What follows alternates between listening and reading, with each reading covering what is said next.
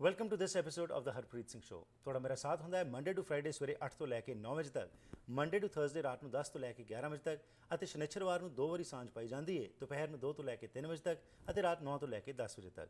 ਇਹ ਇਕੱਲਾ ਪ੍ਰੋਗਰਾਮ ਹੈ ਨਾਰਥ ਅਮਰੀਕਾ ਵਿੱਚ, ਜਿਹੜੇ ਕਿ ਹਰ ਰੋਜ਼ ਤੁਹਾਡੇ ਨਾਲ ਸਪਿਰਿਚੁਅਲਿਟੀ ਦੇ ਬਾਰੇ ਡਿਸਕਸ਼ਨ ਹੁੰਦੀ ਹੈ, ਅਤੇ ਉਸ ਤੋਂ ਇਲਾਵਾ politics, economics, sports, life style ਅਤੇ ਹੋਰ ਬਹੁਤ ਸਾਰੇ ਮਸਲਿਆਂ ਦੇ ਉੱਤੇ ਸਾਂਝ ਪਾਈ ਜਾਂਦੀ ਹੈ। ਸੋ ਆਓ ਪ੍ਰੋਗਰਾਮ ਦੀ ਸ਼ੁਰੂਆਤ ਕਰਦੇ ਹਾਂ ਇਸ ਇੰਟਰਵਿਊ ਦੇ ਨਾਲ।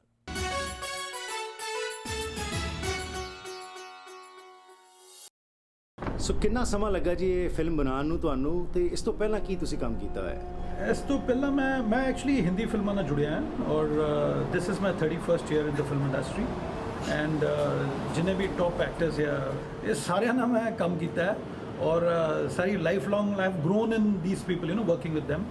ਔਰ ਜਦੋਂ ਗੱਲ ਆਈ ਮੇਰੀ ਆਪਣੀ ਇੰਡੀਪੈਂਡੈਂਟਲੀ ਫਿਲਮ ਸ਼ੁਰੂ ਕਰਨ ਦੀ, ਕਿਉਂਕਿ my daddy is a carpenter, so backing ਨਹੀਂ ਸੀ ਮੇਰੀ ਕੋਈ, ਔਰ ਫਿਲਮ ਇੰਡਸਟਰੀ 'ਚ ਅਸਿਸਟੈਂਟ ਡਾਇਰੈਕਟਰ ਹੀ ਰਹਿ ਜਾਂਦਾ ਹੈ ਜਦ ਤੱਕ ਉਹਦਾ ਕੋਈ ਯਸ਼ ਚੋਪੜਾ ਵਰਗਾ ਫਾਦਰ ਨਹੀਂ ਹੁੰਦਾ, ਜਾਂ ਕੋਈ ਯੂ ਨੋ ਕਰਨ ਜੋਹਰ ਵਰਗਾ ਯਸ਼ ਜੋਹਰ ਵਰਗਾ ਫਾਦਰ ਨਹੀਂ ਹੁੰਦਾ।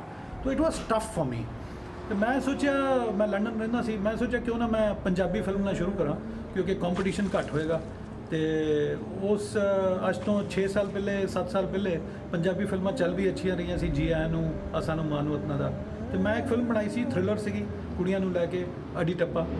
ਲੇਕਿਨ ਕਿਉਂਕਿ again I am coming to the same typical clichéd audience ਦਾ ਪਰਸੈਪਟਿਵ ਕਿ ਸਟਾਰ ਕੋਈ ਨਹੀਂ ਆ, ਸਟਾਰ ਨੂੰ ਹੀ ਦੇਖਣਾ ਅਸੀਂ ਜਾ ਕੇ। ਅਤੇ ਸਟਾਰਾਂ 'ਚ ਤੁਸੀਂ ਸਟਾਰ ਜ਼ਰੂਰ ਦੇਖਦੇ ਆ, ਲੇਕਿਨ ਕਹਾਣੀਆਂ ਨਹੀਂ ਹੁੰਦੀਆਂ ਉੱਚ। ਅਤੇ ਉਸ 'ਚ you know I lost lot of money, and ਉਹ ਪਹਿਲੀ ਫਿਲਮ ਮੈਂ ਬਣਾਈ ਸੀ, ਅਡੀ ਟੱਪਾ।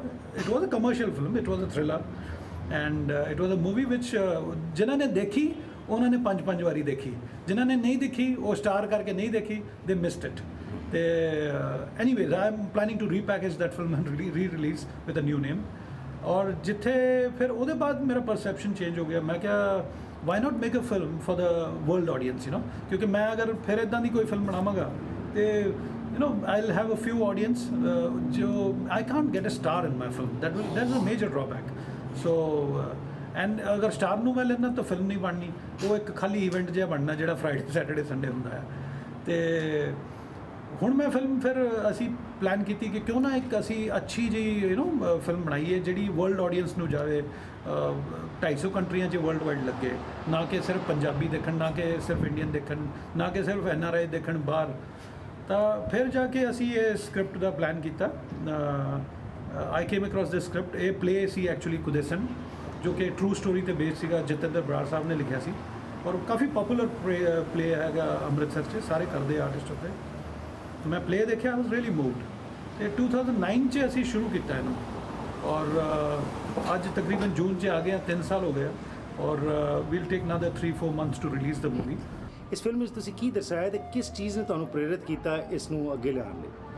ਇਸ 'ਚ ਅਸੀਂ ਇੱਕ ਔਰਤ ਦੀ ਪਲਾਈਟ ਦੱਸੀ ਆ ਕਿ ਵਾਟ ਆਲ ਸ਼ੀ ਗੋਜ਼ ਥਰੂ, ਕਿੱਦਾਂ ਉਹਦਾ ਪਿਓ ਆਪ ਉਹਨੂੰ ਵੇਚਦਾ ਹੈ, ਔਰ ਇੱਕ ਫਾਦਰ ਲਾਈਕ ਫਿਗਰ ਕਿੱਦਾਂ ਉਹਨੂੰ ਖਰੀਦਦਾ ਹੈ, ਔਰ ਖਰੀਦਦਾ ਸਿਰਫ ਕਿਉਂਕਿ ਉਹਦੀ 4 ਕਿੱਲੇ ਜ਼ਮੀਨ ਆ, ਔਰ 2 ਕੁੜੀਆਂ ਦੇ ਵਿਆਹ ਹੋ ਗਏ ਆ, ਔਰ ਕਿਉਂਕਿ ਕੋਈ ਮੁੰਡਾ ਹੈ ਨਹੀਂ, ਵਾਰਿਸ ਹੈ ਨਹੀਂ, ਅਤੇ ਉਹਦਾ ਇੱਕ ਅਰਜ਼ ਹੁੰਦਾ ਵੀ ਮੈਨੂੰ ਮੁੰਡਾ ਚਾਹੀਦਾ ਹੈ। ਹੁਣ ਉਹਦੀ ਵਾਈਫ ਤਾਂ ਕਾਫੀ ਉਮਰ ਹੁੰਦੀ ਹੈ ਉਹਦੀ, ਤਾਂ ਉੱਥੇ ਜਾ ਕੇ ਯੂ ਨੋ ਹੀ ਗੋਜ਼, ਆਪਣੀ ਮੱਝ ਵੇਚਦਾ ਬਿਹਾਰ ਜਾ ਕੇ, ਔਰ ਮੱਝ ਵੇਚ ਕੇ 8,000-10,000 ਦੀ ਮੱਝ ਵੇਚਦਾ ਹੈ, ਅਤੇ 6,000 ਦੀ ਕੁੜੀ ਖਰੀਦਦਾ ਹੈ ਉੱਥੋਂ, ਔਰ ਕੁੜੀ ਖਰੀਦ ਕੇ ਇੱਥੇ ਲਿਆਉਂਦਾ ਹੈ ਪਿੰਡ ਪੰਜਾਬ, ਤਾਂ ਕਿ ਮੁੰਡਾ ਹੋ ਜਾਏ। ਅਤੇ ਉਹ ਕੁੜੀ ਦੇ ਨਾਲ ਕੀ ਕੁਛ ਹੁੰਦਾ ਹੈ, ਉਹ ਸਾਡੀ ਕਹਾਣੀ ਹੈ, ਜਿਹਦਾ ਨਾਮ ਹੈ ਕੁਦੇਸਨ। ਔਰ ਜਿੱਥੇ ਤੱਕ ਤੁਹਾਡਾ ਸੈਕਿੰਡ ਕੁਐਸਚਨ ਹੈ ਇੰਸਪੀਰੇਸ਼ਨ ਦੀ, ਸੋ ਕਿਉਂ ਮੰਦਾ ਆਖੀਏ ਜਿੱਤ ਜੰਮੇ ਰਾਜਾਨ, ਇਹ ਲੈਣਾ ਨਾਲ ਮੈਂ ਇੰਸਪਾਇਰ ਹੋਇਆ। ਪਲੱਸ ਲਾਸਟ ਈਅਰ ਵਾਜ਼ ਦੀ ਇੰਟਰਨੈਸ਼ਨਲ ਵੂਮਨਸ ਡੇ, 100th ਈਅਰ। ਮੈਂ ਕਿਹਾ ਕਿਉਂ ਨਾ ਔਰਤਾਂ ਲਈ ਕੁਛ ਯੂ ਨੋ ਡੈਡੀਕੇਟ ਕੀਤਾ ਜਾਵੇ, ਇਸ ਤੋਂ ਅੱਛੀ ਚੀਜ਼ ਕੁਛ ਨਹੀਂ ਹੋ ਸਕਦੀ ਸੀ।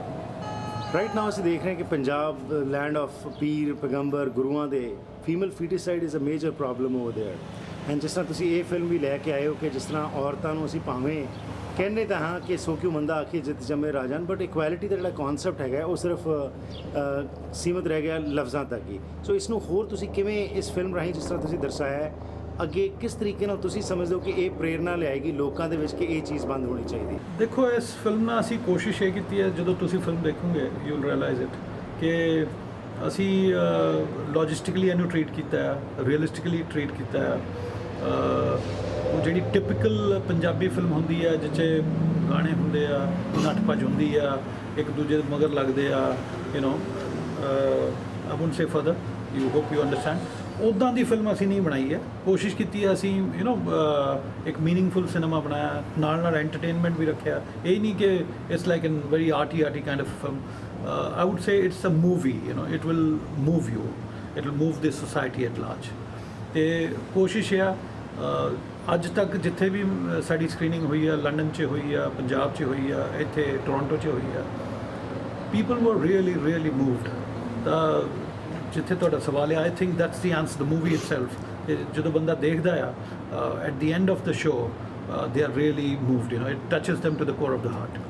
ਐਜ਼ ਅ ਫਿਲਮ ਮੇਕਰ ਜੀ ਤੁਸੀਂ ਕੀ ਮਹਿਸੂਸ ਕਰਦੇ ਹੋ ਅੱਜ ਪੰਜਾਬੀ ਕਲਚਰ ਨਾਂ ਦੇ ਹੇਠ ਜਿਹੜਾ ਹੈ ਇਹ ਲਫ਼ਜ਼ ਇਸਤੇਮਾਲ ਕੀਤਾ ਜਾਂਦਾ ਕਲਚਰ, ਪਰ ਜਿਸ ਤਰ੍ਹਾਂ ਤੁਸੀਂ ਜ਼ਿਕਰ ਕੀਤਾ ਕਿ ਅੱਜ ਫਿਲਮਾਂ ਦੇ ਵਿੱਚ ਕੁਝ ਹੋਰ ਹੀ ਚੀਜ਼ਾਂ ਅੱਗੇ ਆ ਰਹੀਆਂ ਨੇ ਜਿਹੜੀਆਂ ਕਿ ਘਰ ਬੈਠ ਕੇ ਤੁਸੀਂ ਫੈਮਿਲੀ ਵਿੱਚ ਵੇਖ ਵੀ ਨਹੀਂ ਸਕਦੇ, ਪਰ ਫਿਰ ਕਲਚਰ ਦਾ ਨਾਂ ਲਿਆ ਜਾਂਦਾ ਹੈਗਾ।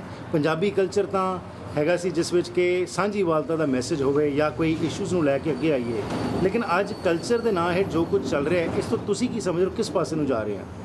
It's very sad, you know, like specially ਜਿਹੜੇ ਗਾਣੇ ਚੱਲ ਰਹੇ ਆ, ਉਹ ਗਾਣੇ ਜਿੱਦਾਂ ਤੁਸੀਂ ਔਨ ਨਹੀਂ ਕਰ ਸਕਦੇ, ਕੋਈ ਚੈਨਲ ਔਨ ਨਹੀਂ ਕਰ ਸਕਦੇ ਆ, ਕਿਉਂਕਿ ਉਹ 'ਚ ਜਿਸ ਹੁਣ ਪੰਜਾਬੀ ਦਾ ਫੋਕ ਇੰਨਾ ਰਿਚ ਸੀ, ਇੰਨਾ ਯੂ ਨੋ, ਕਿ ਪੰਜਾਬੀ ਗਾਣੇ ਅੱਜ ਇੰਨੇ ਮਸ਼ਹੂਰ ਆ just because of its folk the touch, you know, ਅਤੇ ਉਹ ਰਿਚਨੈਸ ਹੁਣ ਰਿਹਾ ਹੀ ਨਹੀਂ ਆ।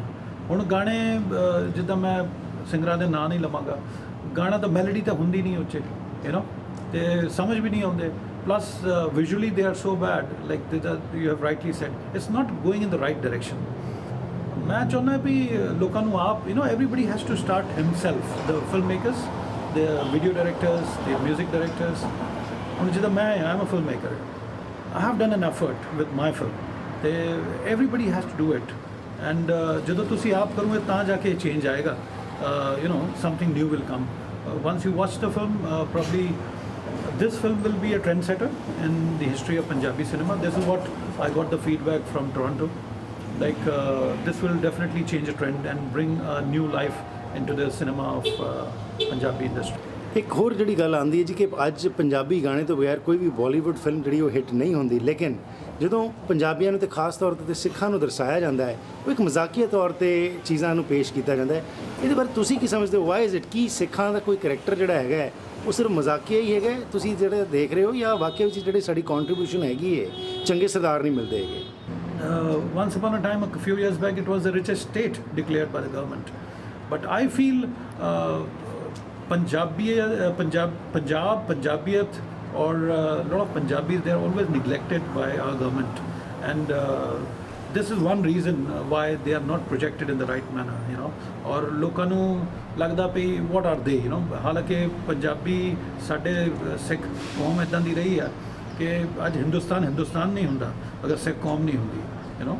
ਸੋ ਤੁਸੀਂ ਆਪ ਜਾਣਦੇ ਕਿੰਨਾ ਸਾਡਾ ਯੋਗਦਾਨ ਰਿਹਾ ਪੰਜਾਬੀਆਂ ਦਾ ਜੀ। ਤਾਂ ਆਈ ਫੀਲ ਗ੍ਰੈਜੂਅਲੀ ਜਿੱਦਾਂ ਅਸੀਂ ਆਪ when we take steps and we make movies, you know, good movies, good cinema, we ourselves will have to work hard and come up to that level where people realize that yes, Sikh qawm ਜਿਹੜੀ ਹੈ, Sikh community is the most important and they deserve a good place, you know, respectful place in this world। What are your future plans? Well, I don't want to bifurcate myself into a particular genre of films। I would like to make films, meaningful cinema, entertaining cinema, message-oriented cinema। I would like to touch all the genres, you know।